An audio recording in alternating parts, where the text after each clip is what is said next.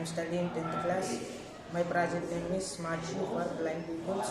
దీని ద్వారా గుడ్డివారికి కళ్ళు కనబరావు కాబట్టి ఏదైనా కాలుగా ఆబ్జెక్ట్ అడ్డం వచ్చినా తట్టుకొని కింద పడతారు కాబట్టి ఈ షూస్ వేసుకోవడం ద్వారా అల్ట్రాసోనిక్ సెన్సార్ ద్వారా ముందుగానే బజర్ మోగి వాళ్ళు అలర్ట్ అయ్యి దాని ద్వారా వేరే వైపుకు వెళ్తారు.